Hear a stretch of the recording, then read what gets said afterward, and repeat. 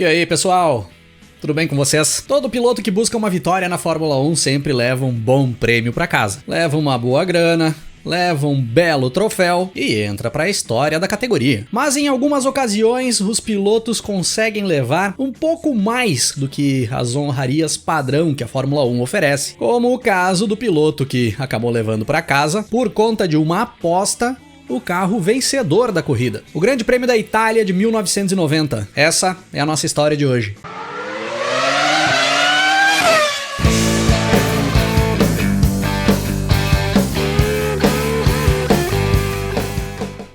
O Grande Prêmio da Itália de 1990 era a 12ª etapa do Campeonato Mundial de Fórmula 1 de 1990, com data marcada para o dia 9 de setembro, no lendário circuito de Monza, na Itália. Entrávamos ali na reta final da temporada, e pelo terceiro ano consecutivo, a mesma dupla de pilotos disputava o título mundial. O francês Alain Prost, que no ano de 1990 corria pela Ferrari, corria pela equipe da casa ali em Monza, e o brasileiro Ayrton Senna, que fazia ali o seu terceiro ano na McLaren. O Senna liderava a tabela do Mundial, com 63 pontos conquistados até então. E o Prost vinha um pouco atrás, com 50 pontos conquistados. Faltavam apenas 5 etapas para o final do campeonato. E a Ferrari via com bons olhos as chances de voltar a conquistar um título mundial com aquele bom carro de 1990, pilotado pelo professor, nada mais nada menos que o Alain Prost. No paddock ali em Monza, muito se comentava ali naquele final de semana sobre a possibilidade do garoto prodígio ali de 1990, o francês Jean Alesi, ir para a Ferrari para 1991, pois o Alesi já vinha divulgando que tinha um pré-contrato assinado com a Williams para 91. Porém, o Frank Williams estava se enrolando para fazer o anúncio oficial e firmar de vez esse contrato com o Alesi. E aí o Alesi, até como uma forma de botar pressão em toda a situação, anuncia que tinha aberto negociação com a Ferrari também para 1991, coisa que depois, no decorrer ali de 1990, acabou se concretizando. O Jean Alesi acaba rasgando o pré-contrato que ele tinha com a Williams, após ele descobrir que o Frank Williams vinha negociando também com o inglês Nigel Mansell e até com o brasileiro Ayrton Senna para correr pela Williams a partir de 1991. Sim, nós estivemos próximos de ver Ayrton Senna nos FW14 em 91 e 92, ou até mesmo o Jean Alesi, ficou muito próximo de pilotar aqueles carros. E já começava a rolar ali também um papo de que a Ferrari queria levar para a equipe em 1991 o italiano Alessandro Nannini, que era companheiro de equipe do Nelson Piquet na Benetton e vinha fazendo bons desempenhos ali naquelas temporadas. E com a Benetton já imaginando essa saída do Nannini ali para 1991, surgia a possibilidade do norte-americano Michael Andretti ir para Benetton, pro lugar do Nannini, pois a Ford queria colocar o Andretti na Fórmula 1. E aí depois, no decorrer do ano, o Nannini acaba sofrendo um acidente de helicóptero, precisa abandonar a categoria. O brasileiro Roberto Pupo Moreno acaba substituindo o Nannini nas últimas provas e ficando com a vaga do italiano para 1991. E era anunciado ali em Monza 1990 também que em 1991 nós teríamos uma nova equipe nas pistas, a Jordan. O Ed Jordan anunciava ali que tinha garantido o lugar da equipe irlandesa para 1991 nas pistas. E até já tinha fechado com a dupla de pilotos, o belga Bertrand Gachot, que tinha conseguido um bom aporte financeiro para a equipe, e o irlandês Martin Donnelly, que naquele momento aí pilotava para Lotus. O Ed Jordan queria um piloto irlandês na equipe, mas o Donnelly nunca pilotaria pela equipe irlandesa em competições oficiais, pois poucas semanas depois do Grande Prêmio da Itália de 1990, o Martin Donnelly acaba sofrendo um acidente muito grave no circuito de Jerez de la Frontera, nos treinos para o Grande Prêmio da Espanha, que acabou encerrando a carreira do irlandês no automobilismo nas competições de alto nível. Na Ferrari, o Prost, que até pouco tempo atrás era inimigo dos tifosi e tinha até sido ameaçado de morte pela torcida ferrarista, agora era o xodó dos vermelhos. A grande esperança de trazer de volta os anos de glória da Ferrari na Fórmula 1. O mundo não gira,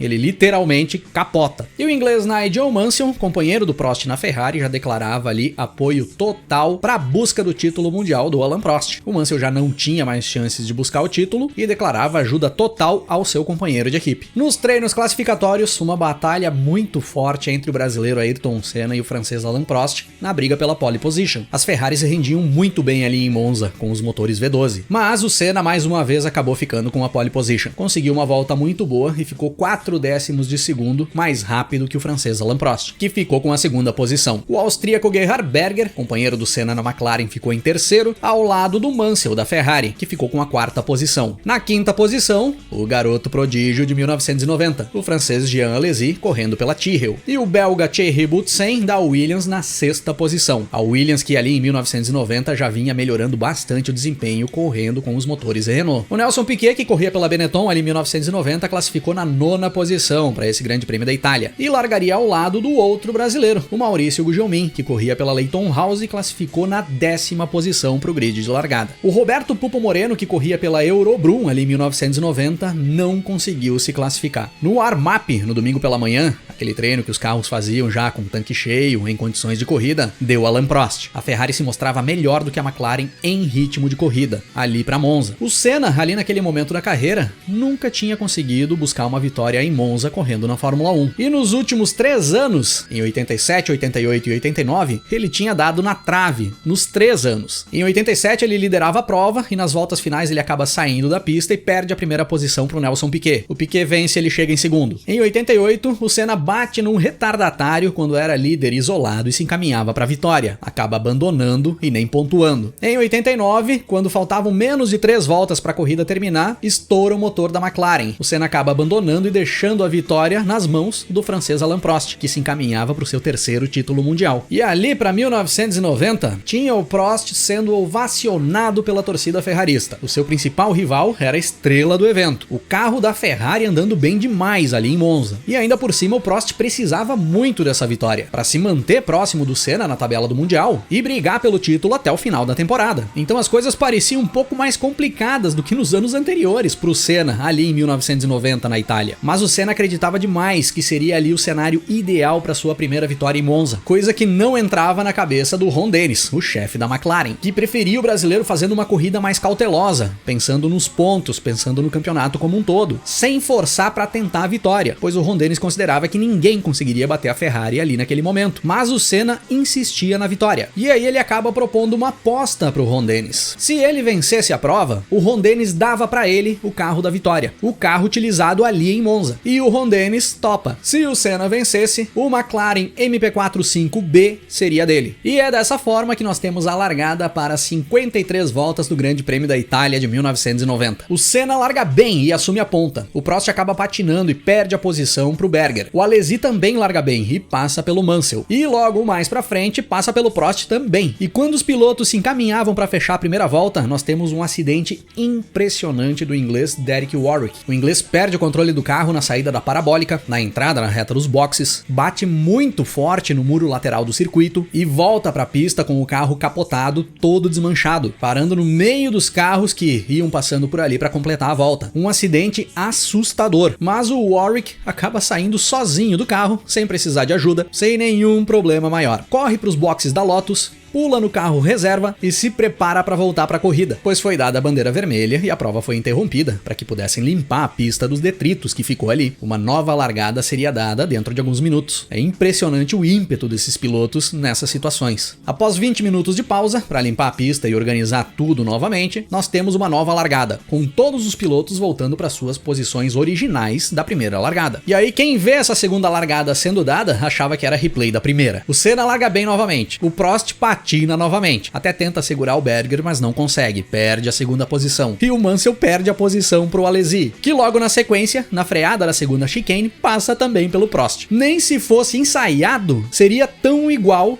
ao que tinha acontecido na primeira largada. Foi impressionante. Mas pelo menos agora nós não tivemos nenhuma batida forte quando fechamos a primeira volta. E aí nós tínhamos o Senna em primeiro, com o Berger em segundo, o Jean Alesi em terceiro, o Alain Prost em quarto, o Nigel Mansell em quinto, o italiano Riccardo Patrese na sexta posição com a Williams, o Thierry Boutsen, companheiro do Patrese, em sétimo, o italiano Alessandro Nannini da Benetton em oitavo, o brasileiro Nelson Piquet em nono e o Maurício Gugelmin em décimo. A partir daí, o Alesi ia botando pressão para cima do Berger, tentando tomar a segunda posição do austríaco, que também não deixava o Senna abrir. O Berger ficava sempre junto do Senna na pista. Mas isso durou apenas 5 voltas, pois nesse ímpeto de andar muito próximo das McLarens, num ritmo muito forte, o Alesi acaba perdendo o controle do carro na primeira chicane, roda, sai da pista, bate e abandona. Era fim de prova para o francês da Tyrrell com 5 voltas de Grande Prêmio da Itália. Chegando na volta 10 de corrida, nós tínhamos Ayrton Senna em primeiro, com o Gerhard Berger em segundo, o Alain Prost em terceiro, o Nigel Mansell em quarto, o Alessandro Nannini em quinto, o Nannini já tinha conseguido passar pelas duas Williams na pista, o Ricardo Patrese em sexto, o Thierry Boutsen em sétimo, o Nelson Piquet em oitavo, o Maurício Gugelmin em nono e o Martin Donnelly em décimo. E o Prost chegava no Berger e começava a ameaçar a segunda posição do austríaco. Chegando na volta 20 de corrida, quebra a suspensão traseira da Williams do Thierry Boutsen. O belga precisa abandonar e aí o Piquet e o Gugelmin conseguem evoluir no pelotão. Logo em seguida, o Berger dá uma errada na entrada da segunda chicane. E aí o Prost dá o bote e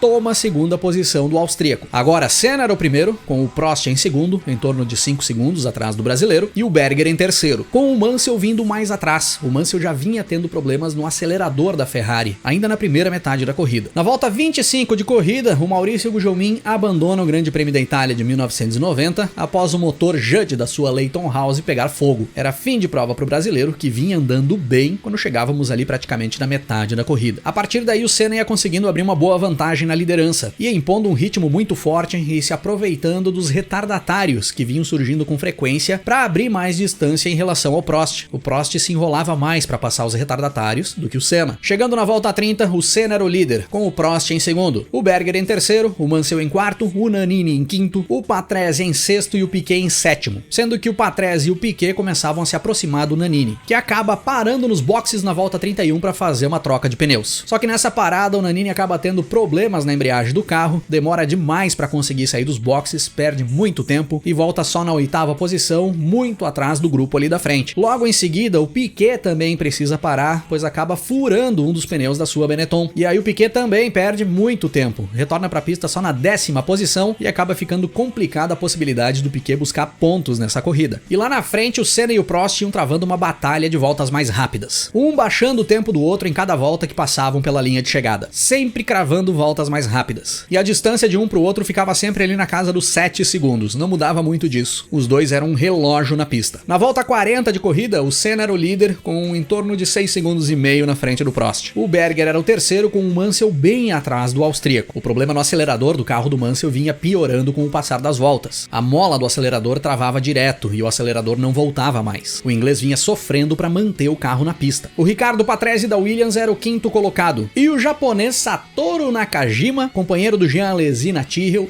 era o sexto. Olha o japonês aí. Quem disse que esse japonês não andava nada? Nesse momento, o Piquet era o oitavo, mas logo em seguida ele já consegue passar pelo Nannini, que de certa forma acabou abrindo caminho para o brasileiro, para o seu companheiro de equipe, pois o Nannini vinha tendo problemas na caixa de câmbio da sua Benetton e já não conseguia render bem. E aí ele deixa o Piquet passar para o Piquet ter chances de buscar o Nakajima, que era o sexto colocado, e entrar na zona de pontos. Chegando na volta 45, o Prost conseguia baixar a diferença que ele tinha para o Senna para casa dos 5 segundos. Só que aí o francês pega mais uma remessa de retardatários na pista, mais uma vez se atrapalha para se livrar desses carros lentos e a diferença passa de 8 segundos, quando o Prost consegue ter pista limpa novamente. Aí o francês desiste de vez, tira o pé e passa a poupar equipamento para garantir a segunda posição ao final da corrida. E aí é dessa forma que nós percorremos as últimas voltas do Grande Prêmio da Itália de 1990 para Ayrton Senna cruzar a linha de chegada na primeira posição pela primeira vez ali em Monza. Estava quebrada a maldição. Com vitória de ponta a ponta, volta mais rápida e pole position. Fez barba, cabelo e bigode o Senna. O Prost chegou na segunda posição com o Berger em terceiro. O Piquet acabou chegando em sétimo. Ele não conseguiu buscar o Nakajima na pista para ganhar o pontinho do japonês. Era dado ali um passo extremamente importante do Senna na busca pelo seu segundo título mundial. A partir dali, faltavam apenas 4 etapas para o fim do campeonato e o Senna tinha uma boa vantagem em relação ao Prost na tabela do mundial. E um banho de água fria na torcida ferrarista, os quase 160 mil italianos que lotaram o autódromo para apoiar a Ferrari e principalmente o Alain Prost, que era inimigo dos tifosi, passava a ser adorado e pouco tempo depois voltaria a ser inimigo, ainda estando dentro da Ferrari. E com a aposta encerrada, o Ron Dennis devia para o brasileiro Ayrton Senna o MP45B, o carro utilizado pelo Senna ali na sua vitória em Monza. Promessa é dívida. e tem que pagar. Esse carro hoje está com a família Senna e é exposto no Instituto Ayrton Senna, em São Paulo. O MP45B de número 27, da temporada de 1990. Você aí que sonha em ter um carro de Fórmula 1 na sua casa? Essa é uma das formas de conseguir.